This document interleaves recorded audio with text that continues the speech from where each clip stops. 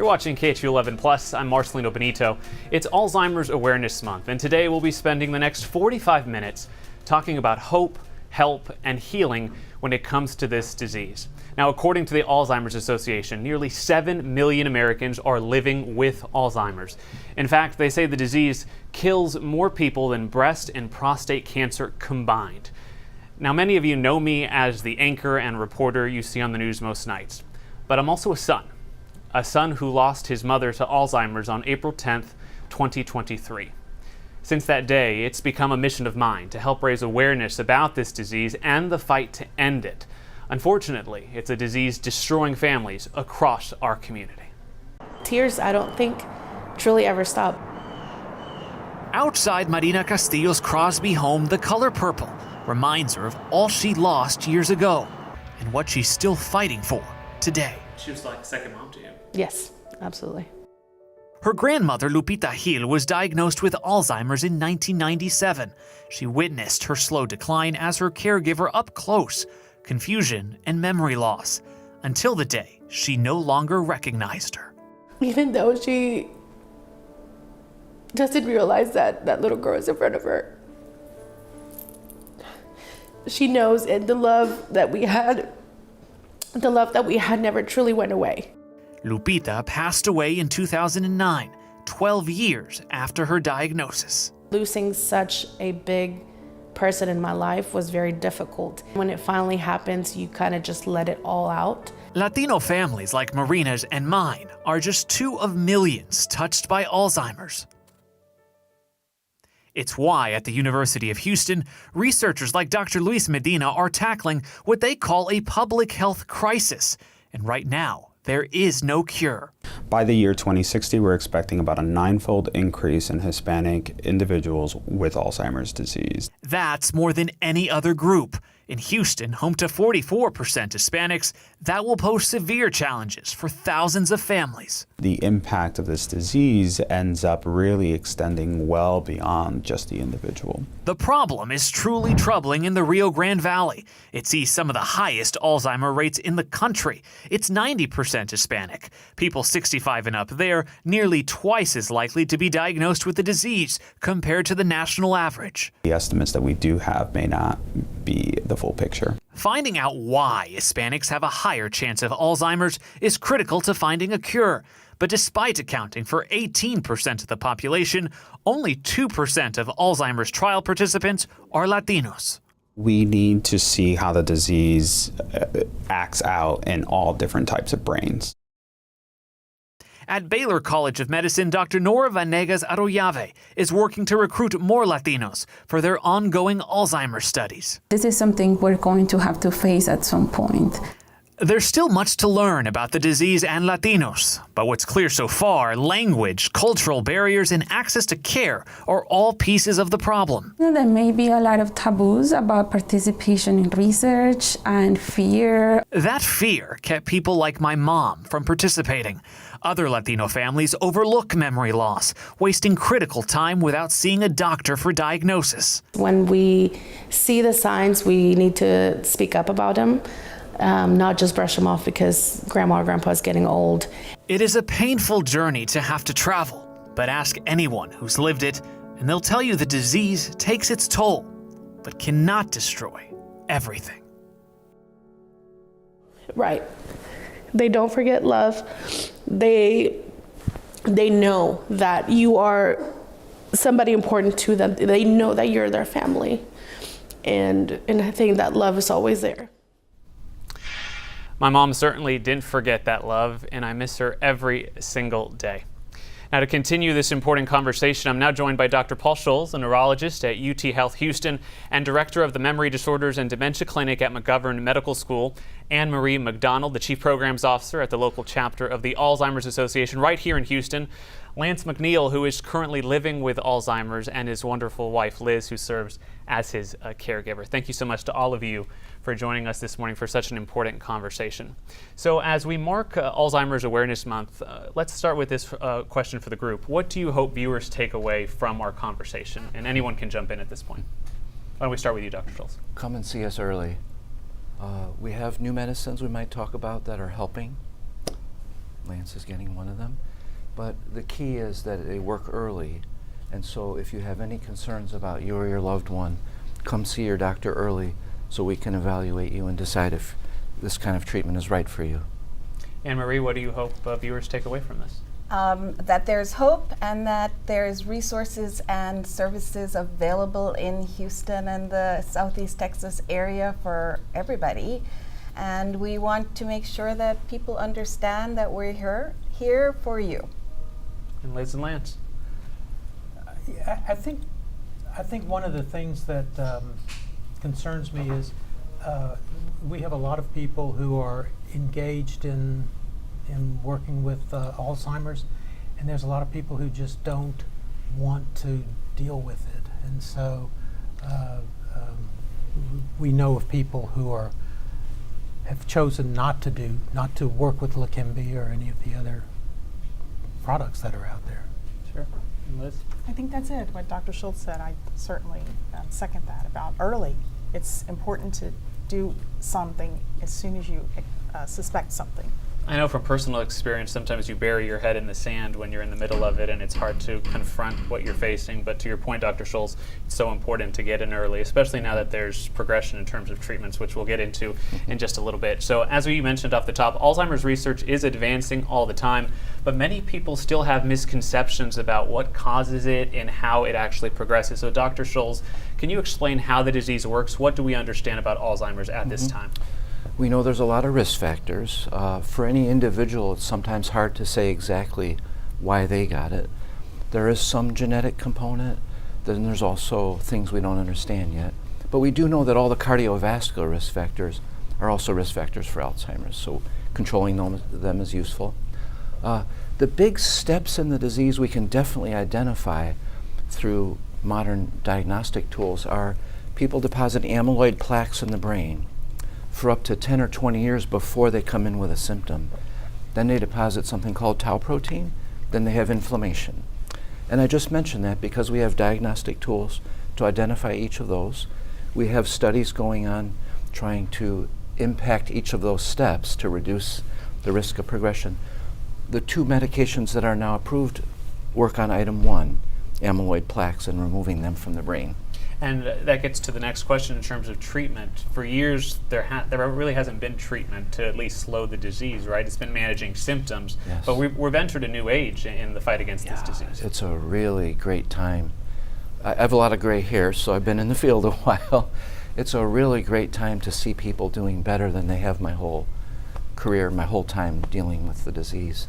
Yeah, it's the amount of slowing of the progress of the disease varies by person, but it's anywhere from 25% slowing to 60% slowing, and some people even stay stable for a while. And are those two medications we're talking about, or could you walk us through that? Yes, there's two of them. They're very interesting. Some really smart immunologist came up with the idea, why don't we use people's own immune systems to get rid of plaques in the brain? They're microscopic. You can't go in there with surgery and take them out. And but it turns out we all, get our flu vaccine, our COVID vaccine, etc. Some guy got the idea, well, why don't we make antibodies not against the flu virus, but against amyloid plaques? And that's what these two drugs are. They're antibodies against the plaques. They attach to the plaques, and that turns on the immune system in the brain, and suddenly it starts eating away at the plaques, and literally by a year and a half, 70 or more % have no plaques that we can see on their PET scan. It's that effective, those drugs, at getting rid of plaques. So it's offering people hope. Exactly. And Lance, you were saying you're actually on one of these medications, is that right? Yeah. And which one is that? Leqembi. Okay. And it took me a while to figure out that name and everything. yeah, it can be a little tricky. I'd like to get a little bit more about your experience, Lance and Liz, together as a couple. How were you diagnosed? It was a bit earlier than most folks with this disease, right? Could you walk us through your experience? It was situations where I got lost when I shouldn't have and things like that. Liz got nervous about it and wanted to contact every operation in the world, trying to figure out what to do. As any good wife would. Yes. And she did a good job, and got me in with with the group I'm in. What other signs did you notice, or what was it from your perspective? I saw a lot of changes, just things changing that things that have been the same for 30 or 40 years, and all of a sudden they're different, and just some personality things and doing different things, and it's the changes. And I had been a volunteer community educator for the Alzheimer's Association before this all happened.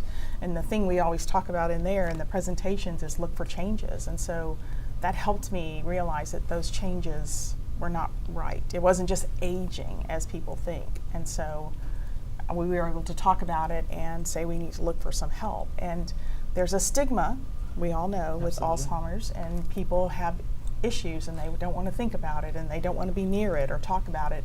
And so we didn't want to be that way. You know, I said we know something's going on. The earlier we do something about it, the more you can be involved in the decision-making process for treatment. And so, Lance, what have you learned about managing life with this disease? How has living with this disease changed your day-to-day? It's not that bad. I go to my infusion twice a month. It's very easy to do. It's nobody wants to get stuck in the pan, but you know, once it's through, then it's through, and everything works okay. The first infusion that I had made me a little like I didn't know what was going on. I went to sleep for 4 hours or something like that. But when I woke up, everything was fine. I haven't had any problems since. Liz, he said it hasn't been that bad. I saw you chuckle. It is kind of funny because our whole life changed. There's no way that you can get around that. Yeah. The first thing that we did was treat it like any diagnosis, because as we age, we all know we're going to get something. Statistics prove that. Something's going to happen to us. And so we just addressed it head on, but we had to make changes. And so, I still work, so I moved my office back home so I could be home, and then Lance wasn't working anymore, but now he works around the house constantly. He manages everything in the house, and he's a painter also. That was always something he's done, and so he paints just unbelievably daily.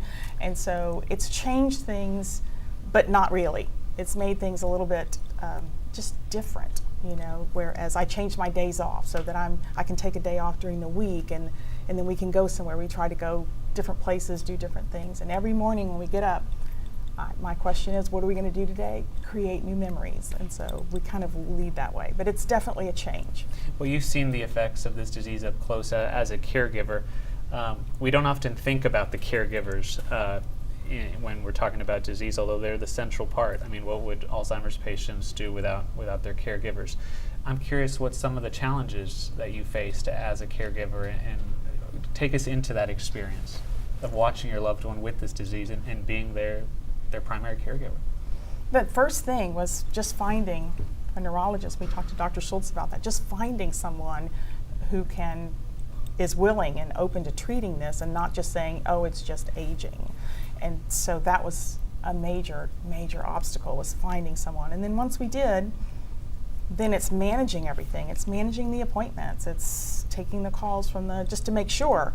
It's not that Lance can't do that himself, but I just need to make sure that I know what's going on. So it's being involved in every aspect of the treatment and still, like I said, working and doing all the other things that I do. So that's been a challenge. And plus, you know, is happy, and we try to be happy about it. We try to make the best, but no matter how much you do that, there's still those moments when it's a fatal disease. We know that. So, you know, that kind of gets to you sometimes and you think about it, but we just try to move past it. But it is something that is in the back of our minds, both of us. It's one of those diseases, and I speak from my personal experience, that really takes an emotional toll on the whole family unit, emotionally, psychologically.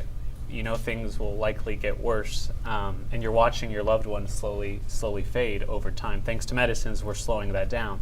But Anne, you work so closely with patients and their families. We talk a lot about the emotion psychology of this disease. What support resources are available for folks who are facing this? Well, I think Liz said it really well. I think education is really empowering because knowing certain things are going to happen. And so, even before somebody is diagnosed or before you have someone, in your family, just maybe learning about the 10 warning signs and kind of getting prepared for, the journey that could happen. But for a lot of caregivers, there is a lot of emotional baggage with this disease. And so we offer things like support groups. Well, I would say that if you're a caregiver who's starting the journey, the best place is either, if you're one of these people who like to DIY, you can go on the Alzheimer's website and go on to Alz Navigator and just kind of go through that, and it helps you to kind of create a plan. For me, I would say the best thing is to call the 800 number because you have care consultants who are able to actually walk you through. And sometimes there are questions that you have that you don't even know that you should be asking.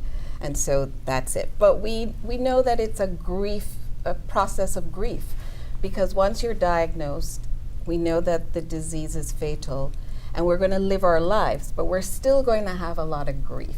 And so support groups, I think, are really helpful for that because you can talk to people who are in the same position as you. You can process your grief that way. We also know that a lot of caregivers are going through stress. We have people who are still working, and you're going to have to balance care of yourself as well as care of the person you're living with. So, I would say to caregivers, think about ways in which you can manage your stress. It's not an easy place, and I think giving yourself grace, because a lot of caregivers get angry. I know I used to do the helpline. I used to actually do the helpline for our chapter, and we would have a lot of calls with people who had planned their retirement and had planned their lives, and they were going to do all these things, and now they have to change. And they are angry, and they're angry at themselves for being angry. And so, being able to understand that this is a normal part of life in terms of yourself and being able to work through it, I think is important. And Anne-Marie, you mentioned something that you must have been reading our viewers' minds, because they exactly asked the question that you were sort of addressing there. I want to go to you, Liz, though. If you could talk about sort of responding to what Anne-Marie said, how important those resources have been, and also add this, in my personal experience, I knew the Alzheimer's Association was there, but I didn't reach out. I buried my head in the sand. I tried to pretend it wasn't happening, tried to enjoy the brief good moments that we would have. Was it easy for you to always reach out, or talk about your experience in terms of accessing those resources that you would need as a caregiver to help Lance?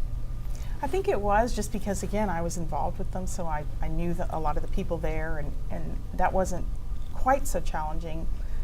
Knowing the resources that were there, that wasn't quite a challenge for me, but it's a big deal because you have to say, this is happening, so you have to accept it, and I think that takes people a little bit of time, is accepting this is happening. This is, like I said, any diagnosis, I have to accept this is happening, and what do I do about it?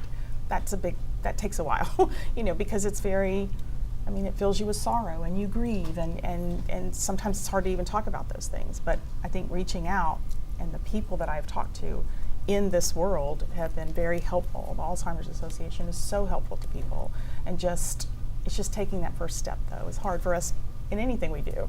Lance, you were the one who was diagnosed.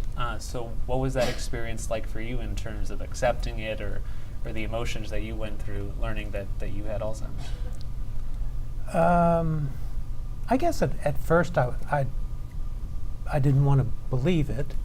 That was a short time because it was obviously there. One of the first thing that my physician told me was, you have to stop driving, and that was a big part of my life. So I got used to that. But other than that, I'm kind of mellow and stuff. So I don't really get real charged up over things. But there are times when I'm just you kind of like, here I go again.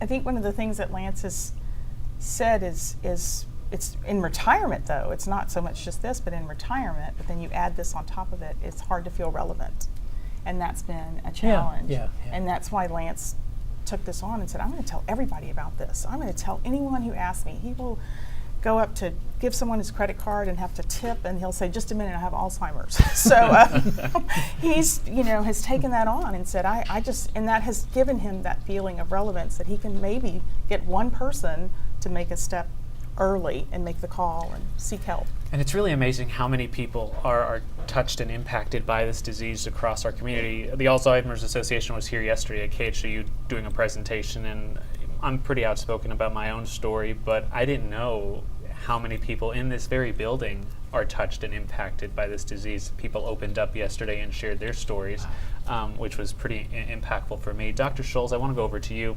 We know Alzheimer's is a progressive disease, right? Things do get worse. But as you mentioned right off the top, early detection is critical, it's key. And Anne-Marie mentioned 10 warning signs. What are some of those early warning signs that medical professionals advise we should be on the lookout for in your loved ones? Really good question. The challenge for loved ones is that we do all change with aging, as was mentioned. By the time we're 80, 85, maybe 40% reduction in memory and attention. And since I'm not 80, but I'm getting close, I know that I go into a room and meet people and I have to write down their names or I forget. So then the question is, how do you know if you're on that normal curve or not? The big thing, I think, is to watch yourself versus others the same age. Do I forget more than my wife does now? Am I getting lost more often than her? Am I having more word finding issues than her? Memory loss is certainly the most common presentation, maybe 75%. And it's not just where I left my keys. It's more like we had a conversation yesterday about what we're doing today, and the person doesn't remember. And that'll just happen intermittently, but that's a big sign. And the second after memory would be language onset, visual spatial onset, as Lance said, coming to a corner, not knowing which way to go.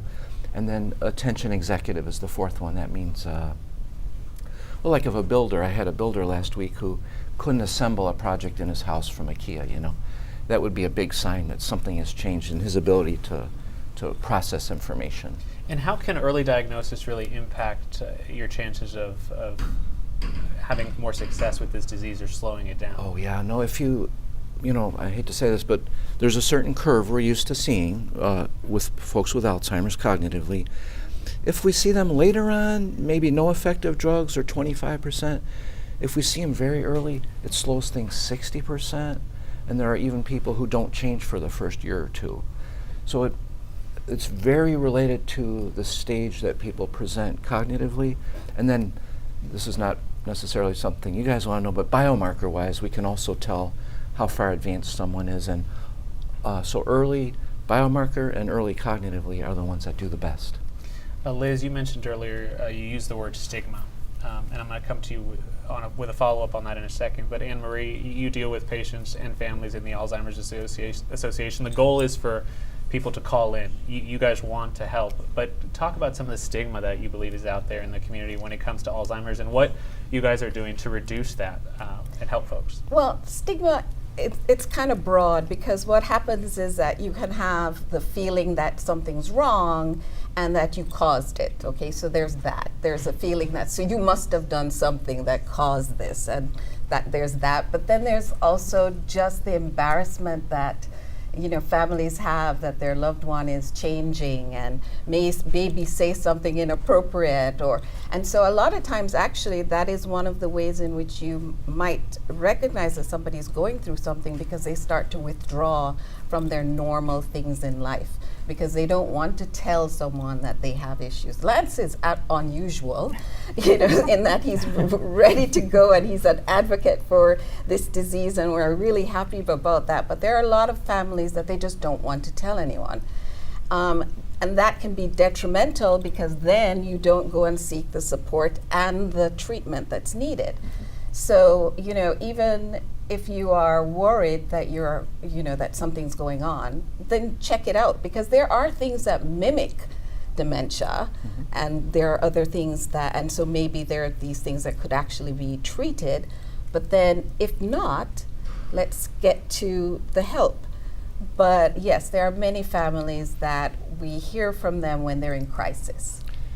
Do you want to mention anything about underserved communities maybe Yeah, even being more challenging? Yes, and we do know, for instance, that African Americans, are twice as likely as white Americans to develop the disease, and 1.5 times more than the Hispanic community. But those communities many times have been culturally sensitized to keep things within the family.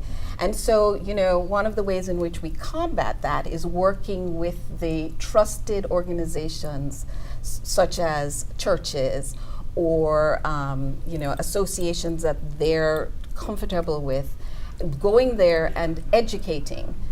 You said that, you had this conversation yesterday and suddenly people were talking about it. So I think sometimes if we talk about it more, people invite, organizations invite us in to just give a presentation and talk about it. Then suddenly you find people saying, oh, wait, I think that's happening in my life.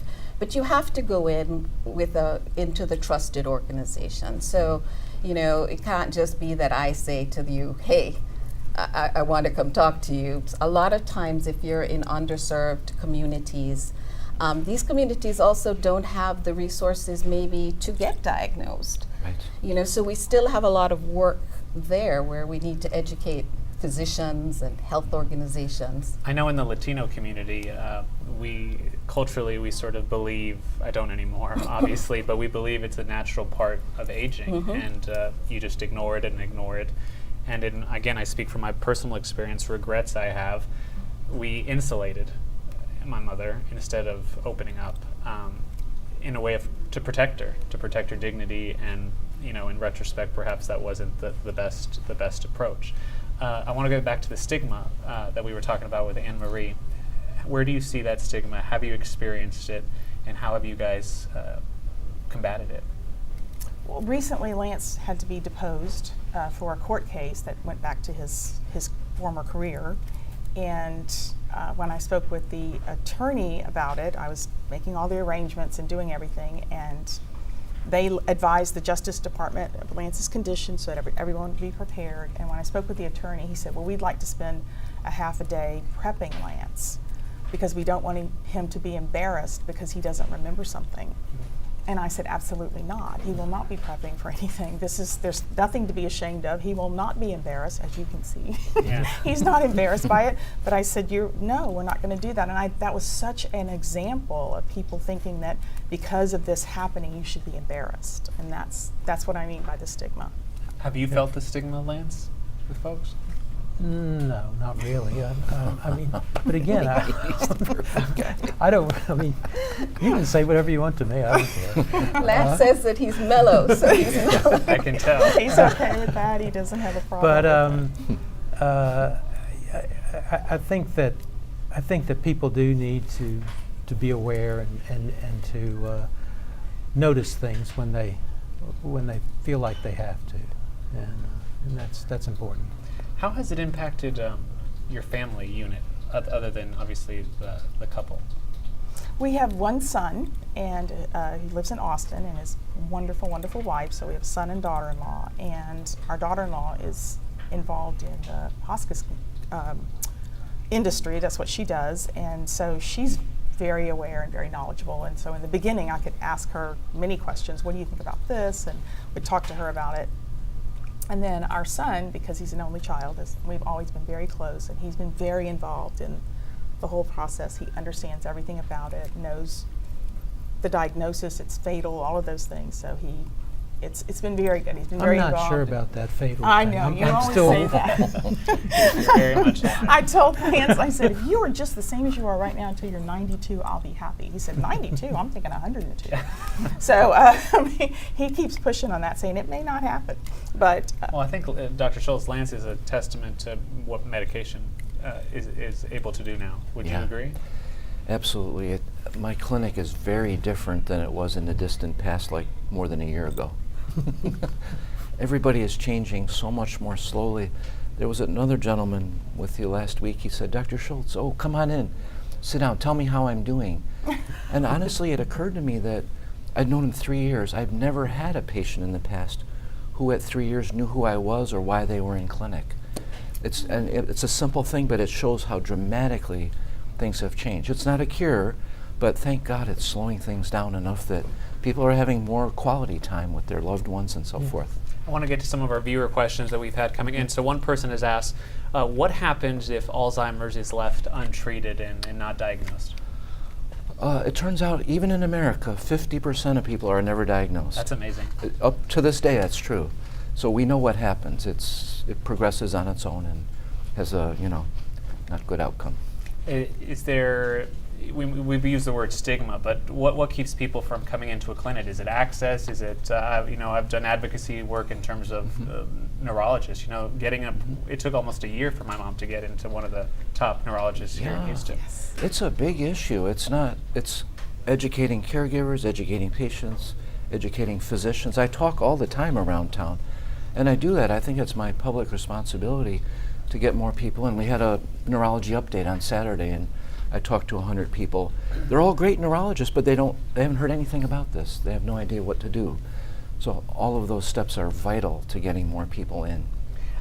One other viewer question we've been getting, and I think it's a question on a lot of people's minds, especially if you have someone who's had the disease or passed away from the disease. What is the cause? Do we know what causes Alzheimer's? No, well, somebody will get a Nobel Prize sometime soon when they figure out the cause. We know lots of the components and at the cellular level, lots of things that add together, but just don't know in one person, for example, exactly why they're here today. Anne-Marie, maybe you could address this along with Dr. Schulz, but lifestyle changes is another viewer question that people have posed. What changes in terms of lifestyle and healthy living can help prevent Alzheimer's or manage symptoms as well? Well, Dr. Schulz talked about the fact that the cardiovascular symptoms are also risk factors for Alzheimer's. We always say what affects the heart affects the brain. And so definitely the same sort of things that you do to protect your heart health, you can do to help you reduce your risk. We can only say reduce your risk because, again, we don't know the actual cause of the disease. We know that there are things that can cause it, and we know that there are things that can help you, or that put you at risk. So things like, taking a Mediterranean-style diet is one of the things that that's a proponent of healthy living. The Alzheimer's Association actually is doing a lifestyle study, and there have been a number of lifestyle studies that are done that show that exercise, being at a certain rate, helps to reduce your risk. Also, again, managing your cardiovascular risk factors. Being social. I think Lance is a testimony to this, but the more isolated you are, a lot of times that actually the disease seems to progress a little faster, maybe because you're not using your brain to talk to people and learn their names and things like that. So yeah, we can do certain things. Again, we don't know if this is going to stop us from having the disease, but it may give us more time. And I think that right now is the mantra we have. It's giving us more time. Quality of life is important. We don't want people to feel that they should just stay at home and do nothing. I think, Lance, you've been helping us also with our early stage programming, right? Haven't you been giving advice on what that can do to help people in the early stages? They talked about that, yes. Sabrina had talked to us about that. So. Yeah. Lance, have you done any of these things in terms of lifestyle changes? Have you guys implemented that into your daily routine in terms of trying to live a different lifestyle, a healthier lifestyle? Yeah, I think so. We've pretty much eaten healthy. Lance has been a type 1 diabetic since he was 13, so we pretty much eaten healthy the last several years. We try to be really good about that, and maybe a few things like, let's take Splenda out. Not to say anything bad about Splenda, but let's not have artificial sweeteners. Maybe we can do just some things like that, some little things, but yes. Yeah. We have about 10 minutes left in our conversation. We have some more viewer questions to get to. So Dr. Schulz, Alzheimer's is a type of dementia, correct? Yes. There's different types of dementia. Can you walk us through that? Yeah, the word dementia is like saying someone has a cough. It's a category. But now we've learned in the last 40 years that Alzheimer's is the most common neurodegenerative one, but there's also, we were talking earlier, Parkinson's, Lewy body disease, frontotemporal dementia, Huntington's disease. So when I see someone now, there's 100 things I think about that could be going on with them, and I try to differentiate them so we can get the best treatment for each one of them. And you sort of addressed that in the next few questions. There's a difference between Alzheimer's and dementia, the fact that Alzheimer's is one of those types, and there's many more underneath. Correct? Exactly. That's exactly right. And ultimately, it's defined by what we see in the brain. So we can say, yeah, this is definitely Alzheimer's, but each one of these dementias has a different process going on in the brain that we can ultimately diagnose, use to diagnose someone. Lance and Liz, I'd like to go back to you. Again, from my own personal experience, I watched up close. My father was the primary caregiver for my mother. I helped as much as I could living here. But it takes a toll on a couple. It takes a toll on the family. I'm curious how you guys navigate that together. What have you learned through this experience that you guys are just beginning? And Lance is doing great, so you're doing a good job. But how have you guys coped and navigated this together? I think we talk about that, about how we have a day today. Okay, so do we want to be sad or do we want to be happy? We really do start our day out that way, talking about that. And the thing that Lance said all along with the medication is that no matter what the results are from the medication, he has hope. And so every day he gets up and we have hope. I always say 93% of the time he's happy. But there's that other 7% where it does take its toll and it's emotional and can be difficult. But if we just look at it and say, this is another day that we have and we're okay. And so, like I said, it's like any diagnosis, but this one allows us to have that day. I think you appreciate those days Yes. more if you allow yourself to get into that I think space. that's it. You can say, we have this day, so let's create a new memory. Let's go to this Czech museum. We've never been there before. Let's go see it. Those kind of things that we do. Just kind of trying to make each day a good day. The thing that's the most frustrating is when I know something, when I want to say something, and it just doesn't come out. I think in my world, the thing that is the most the thing that I deal with the most is not remembering something that I know I should remember, and I get a little frustrated. Generally, what I'll do is just say, just forget about it. And then it'll come to you later, I'm sure. Yeah. They used to happen to my mom as well. And then what do we say? We say, okay, let's take a deep breath.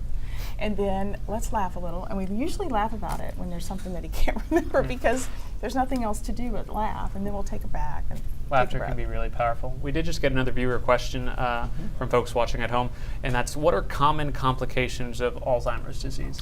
Dr. Yeah, Schultz? that's a really good question. We kind of think of Alzheimer's as being a cognitive disorder, thinking, but everything we do as humans comes from our brain. So I would say 3/4 of my clients have either depression or anxiety. We treat that separately. A lot of my clients eventually might suffer from hallucinations or delusions, agitation, aggression, changes in behavior that, a nice guy like Lance might get short-tempered or something at some point. I hope not, but all of those so all of those are things that we think about as physicians and ask about so we can intervene and help people. It turns out of all of them, the memory loss is typically the least stressful, but the behavior changes, agitation, aggression, and all that, really stressful for the person and their loved ones.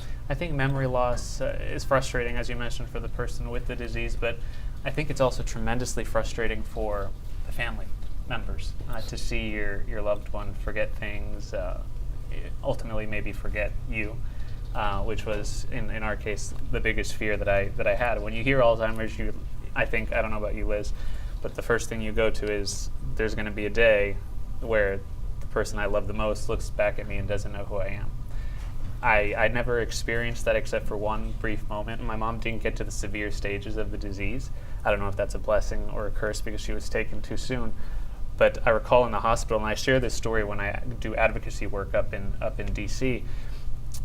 We were at the hospital, and she wasn't doing well. She'd taken a turn for the worse, and they were doing a cognitive test, right, to see how things had declined in a couple days. And the neurologist comes in, points at me, and asks my mom, Mrs. Benito, who's that young man there? It had been a rough few days for me, so I'm already an emotional wreck, and he asked her that question, and I see the pain in her eyes, right? Because she'd never forgotten me. She'd always known my name, before the hospital. No issues in terms of knowing who her people closest to her were, right? Doctor asked her that question, and I could see the struggle in her eyes. She could not find, for the first time in her life, she could not find my name. And it's just agonizing to see that she was working, and just realizing she couldn't find it. But she did find something else. And her answer, and I'll never forget it. I'm going to try not to lose it here, but I'll never forget it. She said, "I don't know his name. I can't tell you his name. But that's the person I love most in this world." Oh my goodness. And that's why I said in that piece, they don't forget love. It takes everything. It can take your dignity, it can take your memories, but it does not take that feeling of love. And I'll carry that with me for the rest of my life. We have about 4 minutes left, so I want to go around and just get closing thoughts on all of you in terms of our conversation today, resources, whatever you think can be most beneficial to folks watching at home who will navigate this disease or in the middle of navigating it now. We'll start with you, Dr. Schultz. If I could say, caregiver stress is a huge issue, and we touched on it a little bit, but we're actually doing studies with people at Rice showing changes in the bodies of caregivers, inflammation changes, metabolic changes, etc. And for me as a physician, I watch, the loved ones are so sweet and so kind, and they've been married so long, they don't ever want to give up that caregiving role. But one of my jobs then, when I see this changes in them, is to give them permission and say, "You've been an outstanding wife, but you know what, you need to have a little time alone for yourself and to spend with friends, and he will be okay with other folks for a few hours." Sure. Anne-Marie, we have about 2 minutes left, so. your Okay, thoughts? well, I'd like to say that we have a great presentation. Liz is a wonderful community educator, and she would love to do the empowered caregiver with you, because those things that we've talked about, behavior changes, communications, how to take care of yourselves, all there. And Lance and Liz, you guys, I think, bring a tremendous amount to this conversation because you're in the middle of it. So what would be your advice to people out there dealing with this who may just start this journey? I mean, it is what it is. I mean, it happens. You just have to. A good example, like Liz said, I was a type 1 diabetic at 13 years old. That, I had to learn to live with that as a young person, and that's just followed through my whole life. I think the most important thing, and I tell so many people, is that you have to accept it and address it and start early. Seek help just as much as you can. Find out whatever you can. Don't wait, because waiting, as Dr. Schultz said, can put you in a different place. And don't wait. Start and look for help and see what you can find. The only thing I would add, I guess, is to live every moment. Oh, yeah. I don't think, in my experience, we did, because you're just so worried about the end. But live every moment, every good moment that you can to the fullest. I'd like to thank our special guests who joined us all this morning. If there's one thing I hope you took away from our conversation today, it's that you are definitely not alone.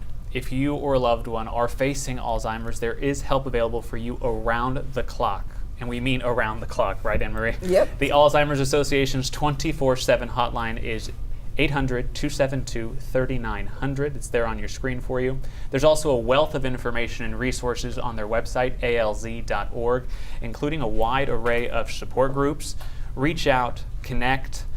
Although it's difficult, reach out, do it. I promise you it will make such a huge difference in your lives and your loved ones' lives. Thank you so much for joining us for this conversation of hope, help, and healing for Alzheimer's Awareness Month on KHU 11.